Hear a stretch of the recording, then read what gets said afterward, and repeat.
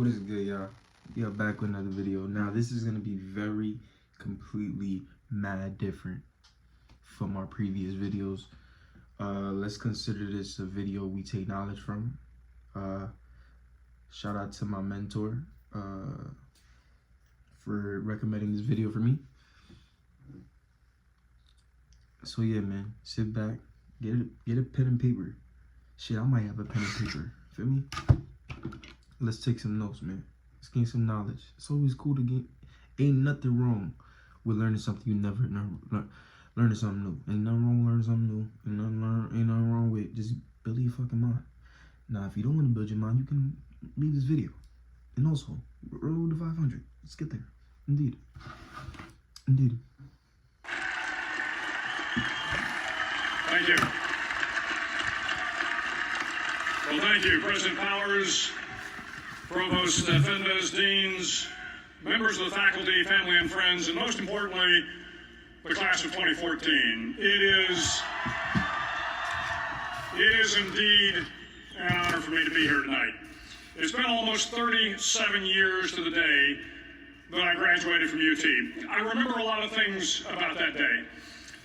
I remember I had a throbbing headache from a party the night before. That boy's too drunk as fuck. I remember I had a serious girlfriend who I later married. That's important to remember, by the way.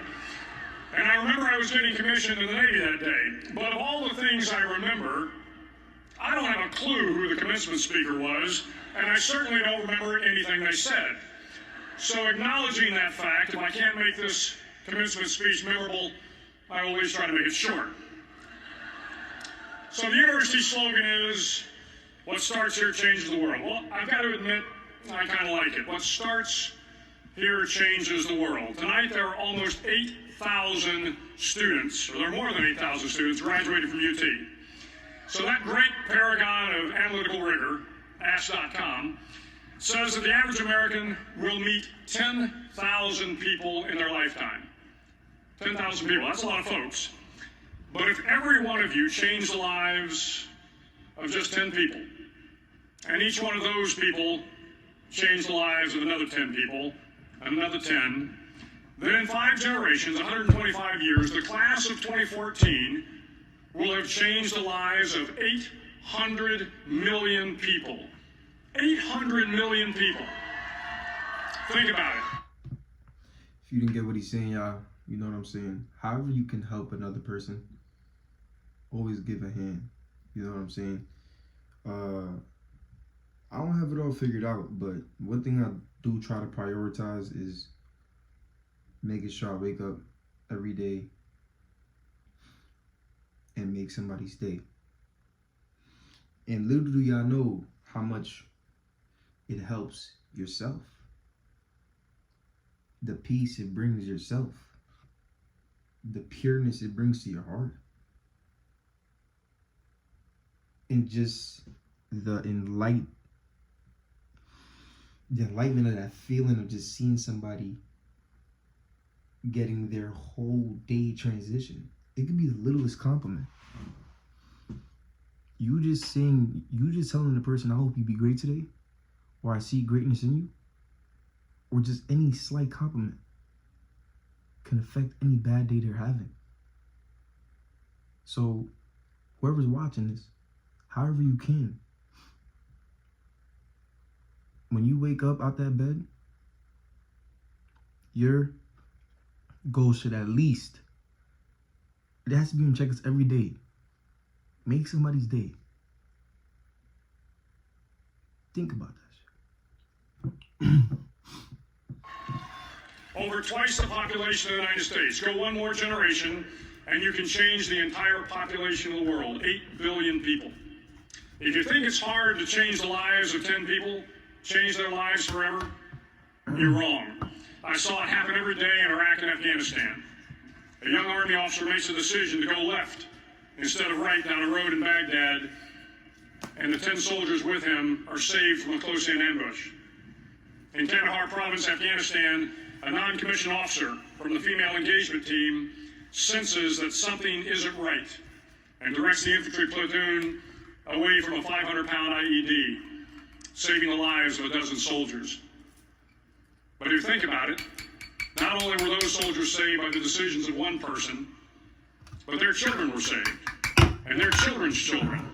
Generations were saved by one decision, one person.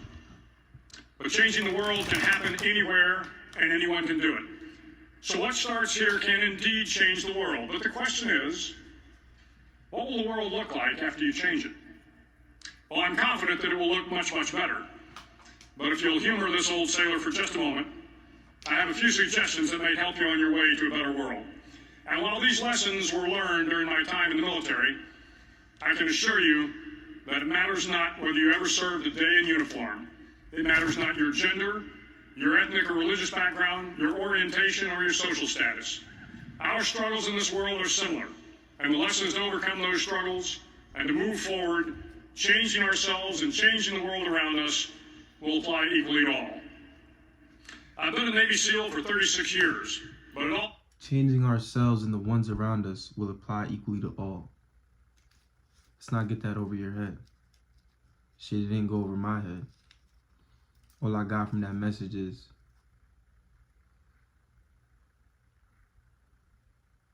that one bad habit you stopped,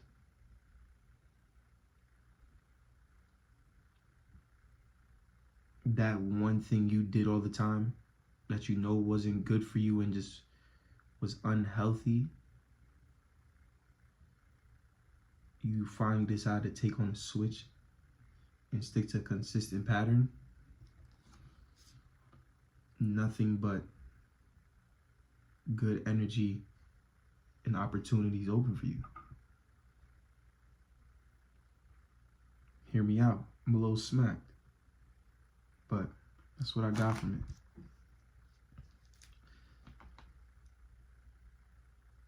It's even scary when you meet a person and, you know, hear them say, "Oh, I'm never gonna change. Why would I ever want to change? I ain't changing for nobody." It scares me because you're willing to stay stagnant.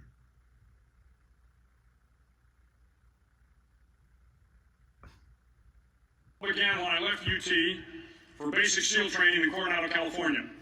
Basic SEAL training is 6 months of long, torturous runs in the soft sand, midnight swims in the cold water off San Diego, obstacle courses, unending calisthenics, days without sleep, and always being cold, wet, and miserable. It is 6 months of being constantly harassed by professionally trained warriors who seek to find the weak of mind and body and eliminate them from ever becoming a Navy SEAL. But the training also seeks to find those students who can lead in an environment of constant stress, chaos, failure, and hardships. To me, basic SEAL training was a lifetime of challenges crammed into 6 months. So here are the 10 lessons I learned from basic SEAL training that hopefully will be of value to you as you move forward in life. Every morning in SEAL training, my instructors, who at the time were all Vietnam veterans, would show up in my barracks room, and the first thing they'd do was inspect my bed. If you did it right, the corners would be square, the covers would be pulled tight, the pillow centered just under the headboard, and the extra blanket folded neatly at the foot of the rack. It was a simple task, mundane at best, but every morning we were required to make our bed to perfection. It seemed a little ridiculous at the time, particularly in light of the fact that we were aspiring to be real warriors, tough, battle-hardened SEALs. But the wisdom of this simple act has been proven to me many times over. If you make your bed every morning, you will have accomplished the first task of the day. It will give you a small sense of pride, and it will encourage you to do another task, and another, and another. And by the... Yo.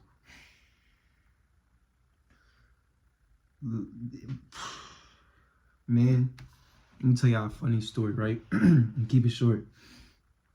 When I was younger, my dad had I woke up and I ain't do my bed and he had blacked on me. And I'm looking at him like, yo, I'm gonna come back to my bed eventually. why would I fix it if I'm gonna come back to it? You know, little kid shit. And it's crazy until he actually sent me this clip, because that was the day he sent me this clip. I didn't really see the whole video. This is my first time seeing the whole video, but when he had first sent me this clip, yeah, this message didn't hit me till like 7 years later. What he was actually trying to tell me. Making your bed, just doing something you didn't feel like doing to start your day, makes your day in a good way, because you bring that confidence to yourself. Like he said, he came to be a Navy SEAL and a warrior, not to make the bed. But him making the bed every morning to perfection allowed him and encouraged him to accomplish more. This goes for everybody. When you wake up, make your fucking bed. Start your day off achieving.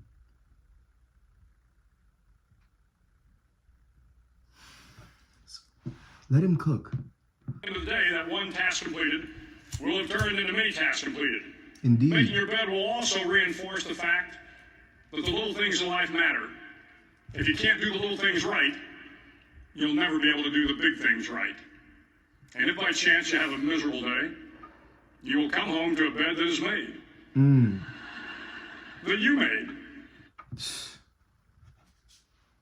If that's not real, I don't know what is.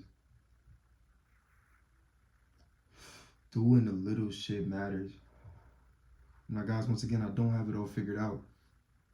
I'm just this striving, young man, just growing and maturing and exposing my flaws and fixing them all at the same time.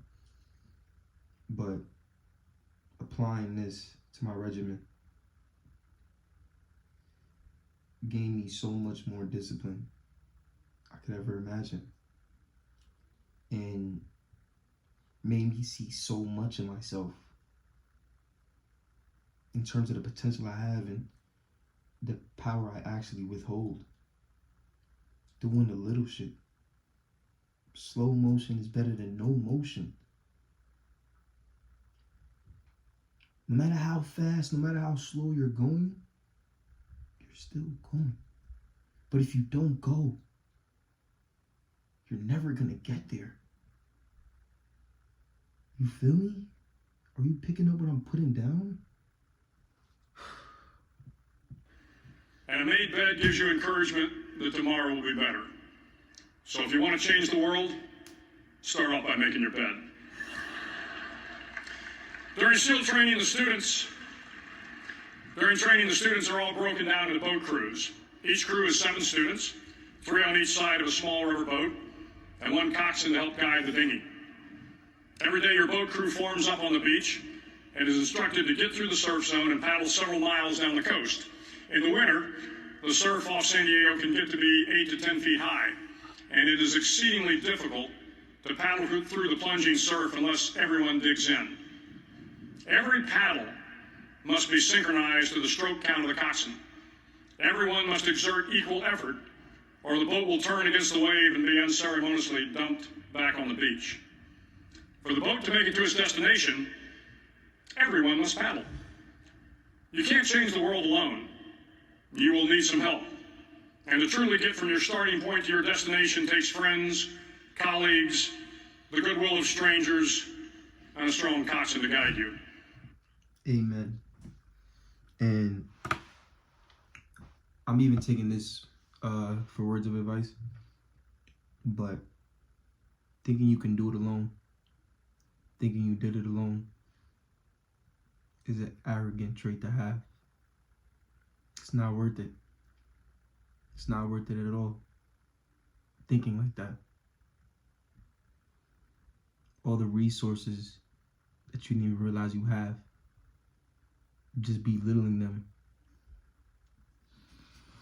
doesn't get you anywhere. 2 is better than 1. It takes a team. Is there a leader without a team? If you're a leader without a team, what are you leading? Now, I know I don't make sense all the time, but shit. 1 + 1 = 2, man. If you ain't comprehending what he's saying, you just didn't reach that level yet. You didn't want to reach that level yet. But thinking you're gonna, be on this journey and tackle it alone, you're just adding that extra weight on your shoulders. That was never supposed to be there. That doesn't even belong there. I don't know what all though. If you want to change the world, find someone to help you paddle.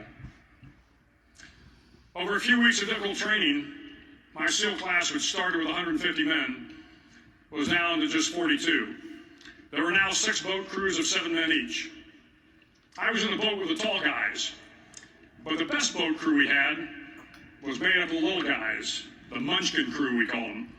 No one was over 5'5". The Munchkin boat crew had 1 American Indian, 1 African American, 1 Polish American, 1 Greek American, 1 Italian American, and 2 tough kids from the Midwest. They out-paddled, outran, and outswam all the other boat crews. The big men in the other boat crews would always make good-natured fun of the tiny little flippers the Munchkins put on their tiny little feet prior to every swim. But somehow these little guys, from every corner of the nation and the world, always had the last laugh, swimming faster than everyone and reaching the shore long before the rest of us. SEAL training was a great equalizer. Nothing mattered but your will to succeed, not your color, not your ethnic background, not your education, not your social status. If you want to change the world, measure a person by the size of their heart, not by the size of their flippers. Several times a week, the instructors would line up the class and do a uniform inspection. It was exceptionally thorough. Your hat had to be perfectly starched, your uniform immaculately pressed, your belt buckle shiny and void of any smudges. But it seemed that no matter how much effort you put into starching your hat or pressing your uniform or polishing your belt buckle, it just wasn't good enough. The instructors would find something wrong.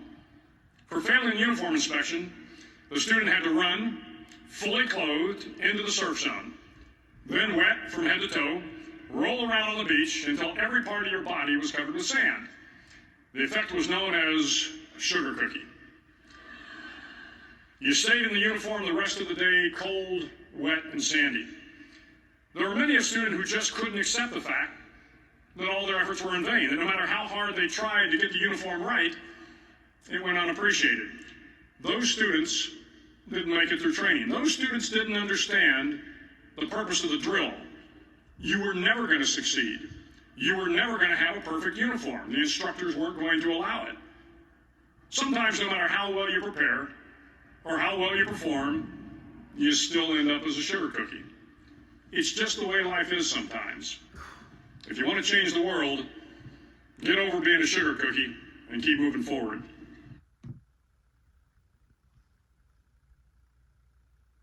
I'm getting goosebumps hearing this shit. I'm getting goosebumps hearing this shit.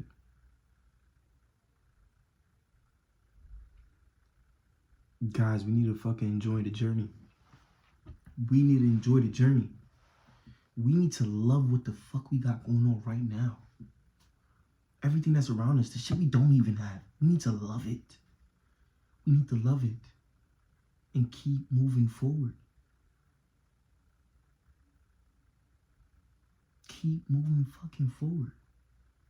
I don't know if y'all seen that picture, but it was the guy knocking wood. Pause, what the fuck? No, he was knocking the rocks all the way down to get to the gold. Nigga gave up, and on the other side of the picture, it's another nigga that kept going. And kept going. Got tired, kept going, and made it. enjoy the journey. We gotta love this shit, y'all. Like, we gotta love just striving for something. Cause what fun is it if you get there and there was no work put in? What fun is it when a nigga drive you to the mountain compared to you working, grinding your ass off? The view is different. What fun is it if a nigga just drove you up there and you in the passenger seat and you looking at the view? Compared to you putting this work in, getting to where you need to get to, knowing how the view is gonna look, how beautiful it's gonna look, and you made it there. You get me? Enjoy the journey. Let's enjoy the journey, gang. Enjoy the difficult times. Enjoy the flaws. Yo, enjoy not knowing shit. Like, I don't know about y'all niggas, but it turned me on when I learned some shit I ain't even know before. I don't get mad. Get my ego involved. Think I know it all. And fuck up the knowledge that's being given to me. Nah. I love that shit. Word? Oh, bet. Now I know. Think about it. First of all, it comes in all ages and sizes. A 5-year-old can know something you don't. And of course you know something he doesn't. But a 5-year-old, a 12-year-old, a person your age, a person a year younger than you, always know something you don't. So always go with that mindset of just expecting something new. And enjoying that shit, enjoying the journey, gang. Like, he's cooking. Every day during training, you were challenged with multiple physical events: long runs, long swims, obstacle courses, hours of calisthenics, something designed to test your mettle. Every event had standards, times you had to meet. If you failed to meet those times, those standards, your name was posted on a list. And at the end of the day, those on the list were invited to a circus. A circus was 2 hours of additional calisthenics, designed to wear you down, to break your spirit, to force you to quit. No one wanted a circus. A circus meant that for that day, you didn't measure up. A circus meant more fatigue, and more fatigue meant that the following day would be more difficult, and more circuses were likely. But at some time during SEAL training, everyone made the circus list. But an interesting thing happened to those who were constantly on the list. Over time, those students who did 2 hours of extra calisthenics got stronger and stronger. The pain of the circuses built inner strength and physical resiliency. Life is filled with circuses. You will fail. You will likely fail often. It will be painful. It will be discouraging. At times, it will test you to your very core. But if you want to change the world, don't be afraid of the circuses. At least twice a week, the trainees were required. We gotta want war. We gotta want competition. We gotta be eager to see obstacles. That's all I'm getting from this, y'all. This shit is giving me goosebumps. He's cooking right now.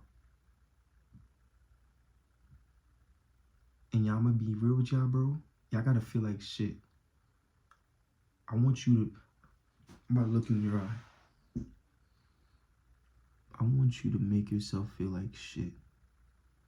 When you told yourself you was gonna do something and you didn't do it. I want you to make yourself feel like shit. You take that fucking blame. You take that sorrow. You swallow it up.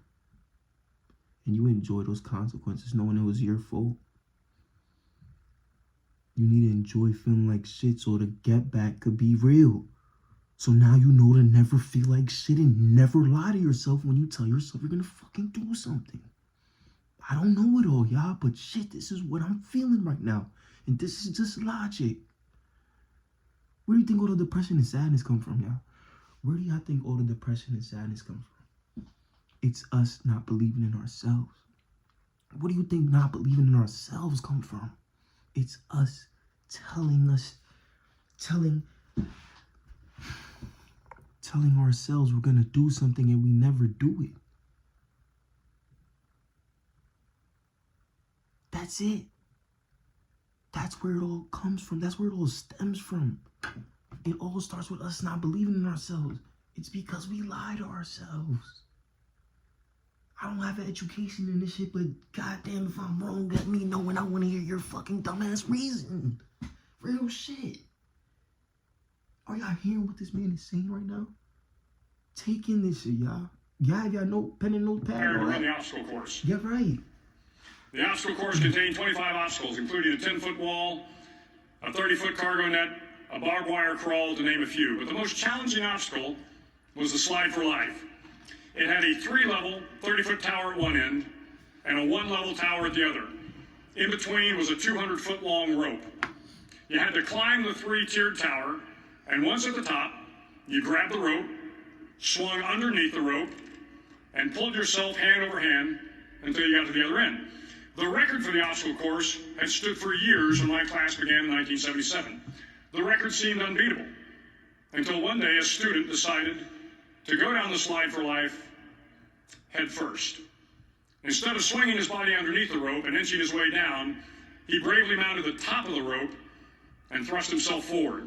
It was a dangerous move, seemingly foolish and fraught with risk. Failure could mean injury and being dropped from the course. Without hesitation, the student slid down the rope perilously fast. Instead of several minutes, it only took him half that time.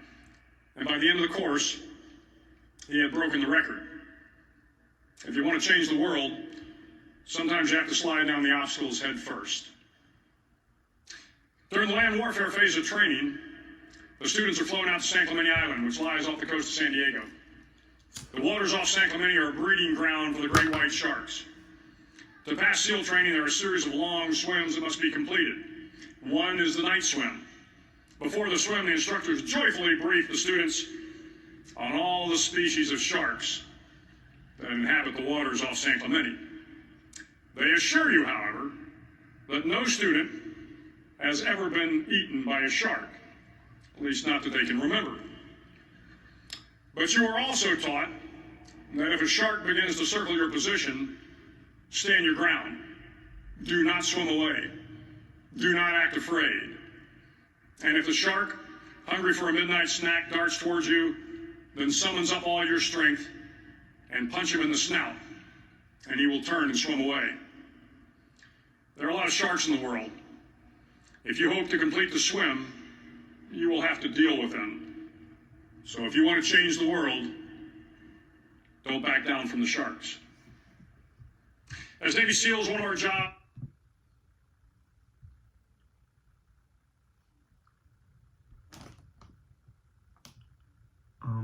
Speechless right now. I really hope y'all took something from this video, man. Like, I really hope y'all hearing what he's saying and y'all getting the self-reflection. This is the shit. This is all the motivation you need. You wanna know all the motivation you need? You want to know all the shit you want to know everything you need to win? Guess what? When you go up and you go into that bathroom, you go look in that mirror. Tell me what you see.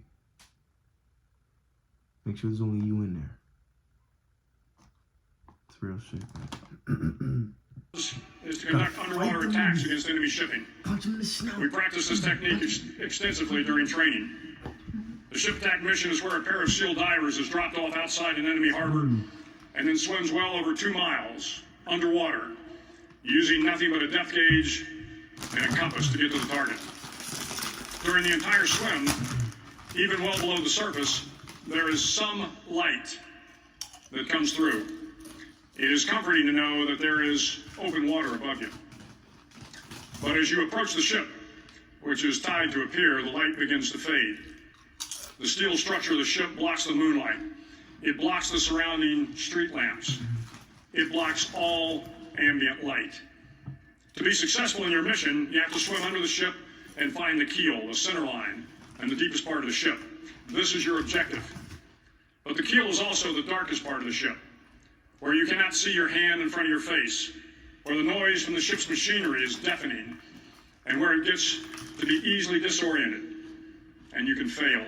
Every SEAL knows that under the keel, at that darkest moment of the mission, is a time when you need to be calm, when you must be calm, when you must be composed, when all your tactical skills, your physical power, and your inner strength must be brought to bear.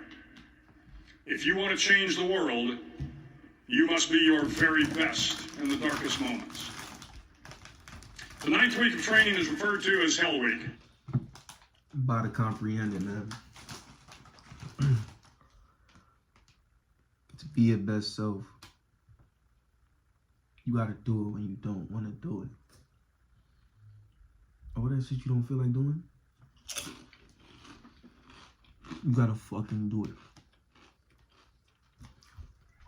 That time the time she broke your heart, she just broke your heart, right? She just broke your heart.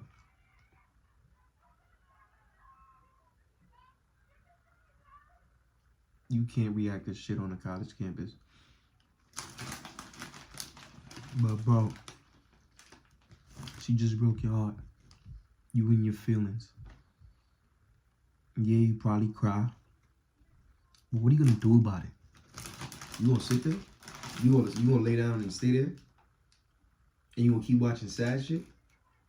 And you gonna keep listening to music that gonna make you sad? You gonna lay there? You know why you lay there, right? Life gonna still life. You know why you lay there, right? Everything is still gonna move at its own pace. Now you just about to be late to the shit and you about to add more weight to your bullshit. I don't know though. I don't know though, bro. But what I do know is the times when you're mad, the times when you reach the point where you feel like you couldn't do it. I mean, it's cool to feel like you couldn't do it, but you didn't do it. That's a problem. That's no bueno, my man. No bueno, my man. Can't move like that. And I'm understand this, as I'm saying this to y'all, I'm saying this to myself. I'm really having a conversation with myself. Like, if we want to be realistic, like, yeah, I'm speaking to you guys, but I'm turning the phone on and having a conversation with nobody in the room but me to my phone. You get what I'm saying? Like, technically, I'm doing it. So, yeah, bro. We got to take this and move accordingly. It is 6 days of no sleep, constant physical and mental harassment, and one special day at the Mud Flats. The Mud Flats are an area between San Diego and Tijuana where the water runs off. I'm gonna keep it a buck though. This Navy SEAL training compared, like, I get the comparison. That's ill how he's trying to, he could make all concepts correlate to one. But that Navy SEAL training, fuck that. I'm not with the shits. I am not with the shits. Creates the Tijuana Sloughs, a swampy patch of terrain where the mud will engulf you. It is on Wednesday of Hell Week that you paddle down to the Mud Flats and spend the next 15 hours trying to survive this freezing cold, the howling wind, and the incessant pressure to quit from the instructors. As the sun began to set that Wednesday evening, my training class, having committed some egregious infraction of the rules, was ordered into the mud. The mud consumed each man until there was nothing visible but our heads. The instructors told us we could leave the mud if only 5 men would quit. Only 5 men, just 5 men, and we could get out of the oppressive cold. Looking around the mud flat, it was apparent that some students were about to give up. It was still over 8 hours till the sun came up. 8 more hours of bone-chilling cold. The chattering teeth and the shivering moans of the trainees were so loud, it was hard to hear anything. And then one voice began to echo through the night. One voice raised in song. The song was terribly out of tune, but sung with great enthusiasm. One voice became 2, and 2 became 3, and before long, everyone in the class was singing. The instructors threatened us with more time in the mud if we kept up the singing, but the singing persisted. And somehow the mud seemed a little warmer, and the wind a little tamer, and the dawn not so far away. If I have learned anything in my time traveling the world, it is the power of hope. The power of one person, a Washington, a Lincoln, King, Mandela, and even a young girl from Pakistan, Malala. One person can change the world by giving people hope. So if you want to change the world, start singing when you're up to your neck in mud.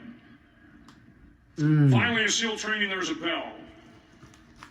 A brass bell. Yo, guys, you know what we should do? You know what we should do? When we get sad,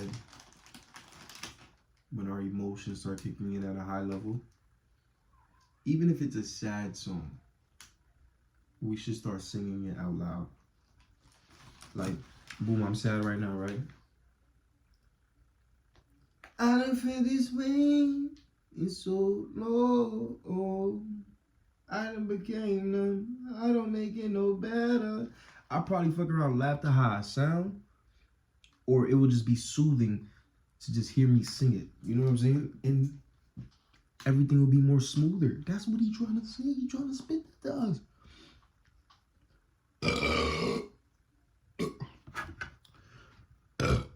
It was that soda, cuz.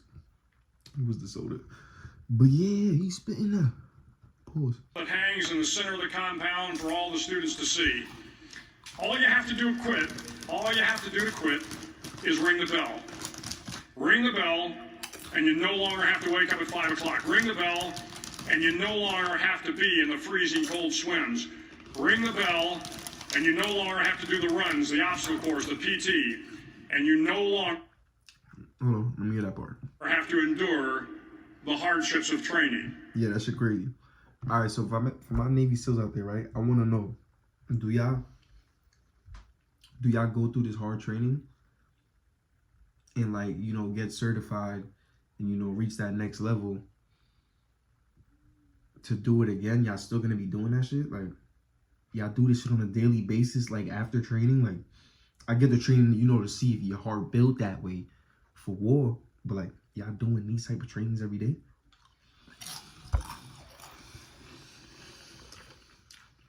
I genuinely want to know. I do. All you have to do is ring the bell to get out. If you want to change the world, don't ever, ever ring the bell. To the class of 2014, you are moments away from graduating. Moments away from beginning your journey through life. Moments away from starting to change the world for the better. It will not be easy, but you are the class of 2014, the class that can affect the lives of 800 million people in the next century. Start each day with a task completed. Find someone to help you through life. Respect everyone. Know that life is not fair and that you will fail often. But if you take some risks, step up when the times are the toughest, face down the bullies, lift up the downtrodden, and never, ever give up. If you do these things, the next generation and the generations that follow will live in a world far better than the one we have today. And what started here will indeed have changed the world for the better. Thank you very much. Hook 'em horns.